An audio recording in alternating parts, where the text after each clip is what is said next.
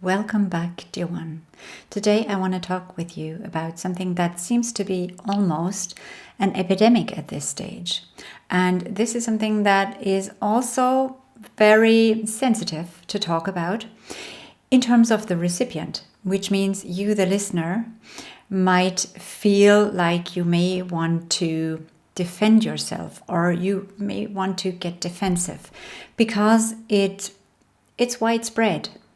And this is the need for specialness, the need to be more special than someone else. And why I'm saying it seems to be almost an epidemic is because if we look at what is out there, even in terms of how people want to educate themselves or how people want to develop themselves, there always seems to be an aspect of this is how you become special. And even when we look at how we're being socialized or conditioned, it is more often or not in an environment of competitiveness, right? Where you have been told maybe as a small child that someone else is better than you, or you are somehow better than the other person in something. Or that at school it's like, as a goal, become the best of the class or better than others, or in sports. It's always about this measuring against each other. And there is certainly some place for that, and I'm going to talk about this as well. But in terms of conditioning, it's always like you will feel good once you feel special. And of course, every human wants to have certain needs met. And these needs, like that we arrive here with, usually involve we want to feel safe, we want to feel accepted, we want to feel seen, we want to feel like we can explore and express. So this is important. We want to be able to grow, and we also want to feel like we belong and that we're okay the way we are. So these are kind of basic human needs, apart from wanting to be fed and sheltered. And with this kind of basic human need, though, has somehow developed in this society, and this is purely from ego consciousness, this need to be special and to be better than. And I want to talk with you today why this can be one of the greatest stumbling blocks in you discovering or living as who you truly are. Like us as consciousness, us as divinity here in incarnation, we know that this is an absolutely crazy and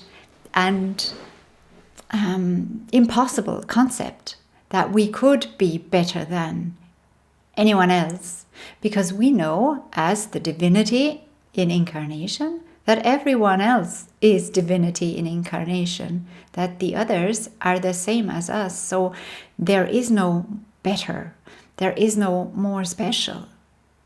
And once we accept this is something that can hinder many people in their spiritual development, because a part of their ego is getting involved in the spiritual journey, in the seeker's journey. And this is why I'm talking to you about this. This is not like a beginner's information.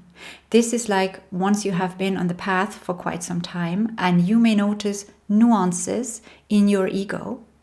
And the ego, I have this term that I really think describes the ego very well when we speak about it. It's self-concept identification. So when we're in the ego, we're in the self-concept identification. And this also implies, you can hear the way that it's worded, an identification is something that you do. Like you identify in that moment with your self-concept. So then on the spiritual journey, what happens is we all meet ourselves, right? That's what the spiritual journey is about. It's about meeting yourself as the self-concept identified being, meeting yourself from all the different perspectives that you hold and meeting yourself as the divinity that you are. So that's what the spiritual journey is about. You basically meet yourself, and in meeting yourself, you're meeting God, and in meeting God or the universe or the creator, you're meeting yourself. It's all the same. So we get to know ourselves. And there is a lot, and this is what shadow work is about, and kind of uncovering the deep stuff that's within us, oftentimes hidden because it's in the subconscious layers of our consciousness. So once we dig in and we actually are committed to uncovering who we are, we also need to get rid of who we're not and what we're not, right? And in this process, oftentimes what I see happening, and maybe more so now than ever, maybe it has always been like this, but it's very visible now because of things like YouTube, because everybody can speak publicly now and announce their views, let's say. What you find is a lot of spiritual ego consciousness, which means a lot of spiritual self-concept identification. So then all of a sudden it's like these aspects of spirituality are being attached to your self-concept, right? Now, like I said, this is not beginner's information, what we talk about. Because we need to become extremely vigilant with ourselves when something like that happens. And what we discover is that if there is any hint in when we develop, when we grow, that we hear ourselves say or think or even just almost think that I'm more special than because I have already understood this, I already know this concept, or I already have experienced this, that, and the other. If you attach any sort of specialness to you, allow this to be. Now, don't feel guilty, because again, that's the ego. That's again self-concept, feeling guilty. But allow this now to be your signal, to be your awakener to becoming aware that, the ego is at play. Self-concept is at play, thinking it's better. And one aspect as well that I want to mention is, especially certain types or certain kinds of religion or churches are steeped in this specialness way of portraying themselves, covering it up as humility, but in essence it's arrogance and it's the need to be special. And what I can speak about from my own experience is the Christian church. And even though Christians like to talk about, forgiveness and accepting everybody and being kind and love thy neighbor as thyself, they like to speak about it. But the other parts that the church actually teaches them, that's what comes to the forefront most, usually, or more often or not. That's in my experience, right? And when I look at comments, even on YouTube, under, let's say, Christian topic videos or New Age videos or whatever people like to categorize them as, it is oftentimes the most Christians who would see themselves like that are like the most fundamentalist Christians or extreme dogmatic Christians that have the harshest comments, the most judgmental comments, the most arrogant comments, and condemning comments. There is always this, not always, often, these aspects that the church teaches that, we should accept everyone, and God loves the sinner as well as the saint, and so on. But if you do not believe as we believe, you're kind of already less. If you do not belong to our tribe or club, you're already less. If you have not claimed Jesus as your savior, you're already less. If you're not baptized, you're less. Whatever. There is always, you can find a million reasons. I'm speaking now from within the church, why you feel special. And then also in terms of the hierarchy structure. The specialness in the hierarchy is noticeable, which means it is bathed in ego consciousness, which means the church itself has an ego, like has a self-concept identification. And those who belong to it and who sign up to this, who are attracted to that, not all of them, but many actually, they are in resonance with this, and many feel special because they are Christian. And as soon as you notice this, now again, I want to be clear here. I'm not judging that, because we're all doing this somehow at some stage in our evolution. And maybe we have been doing it for hundreds of thousands of years, for many, many incarnations. So this is not a condemnation if you're one of them. It's like we've all been one of them. Maybe we still are one of them. In one context or another, it doesn't have to be religion. It can be in any other context that we are guilty, or that we discover that we want to be special somehow. Right? So this is not to say that's bad. It's part of this life here. It's part of our conditioning. It's part of our programming. It's part of other people raising us in that consciousness and us being in it and following that.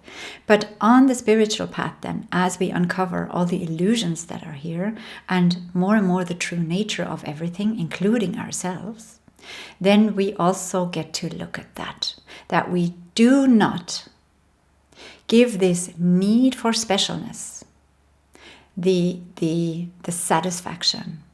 And this is a practice that I really, really like. It goes like for every topic that is about the ego, right?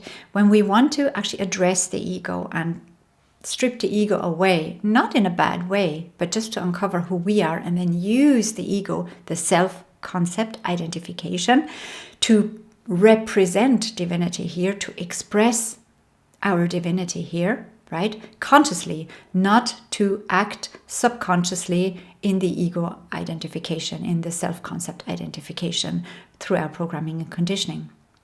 So on that path then we get to, and this is what I was saying, I love this, we get to actually disqualify the needs of the ego as being real by not feeding those needs. And I'm going to stay in this video now with that need for specialness, for wanting to be special. And now, hear me. Of course you are special. Of course everyone is special, which means no one is, but we all are, and we do all have our special talents and gifts and unique approaches and unique expressions. But because we all have it, it's nothing special, and yet it is the most special and precious thing. So whenever you feel the need to be special, even in little things, like wanting to defend yourself because you feel attacked by someone in a sentence, or you feel offended, or you feel in a huff with something someone has said, because it feels maybe belittling to your ego, to your self-concept, right? Then you get to put out your antennae and say, I notice there is something to do here. I feel attacked. I feel offended. What feels offended? Who feels offended? When you say, I feel offended because this person has just told me I'm no good at something, or I'm no good, full stop, then you turn your focus inwards. And that's just one example. You can do this with any example in relation to the ego. You turn inward and you ask yourself this question: who or what feels offended right now? Who or what feels betrayed right now?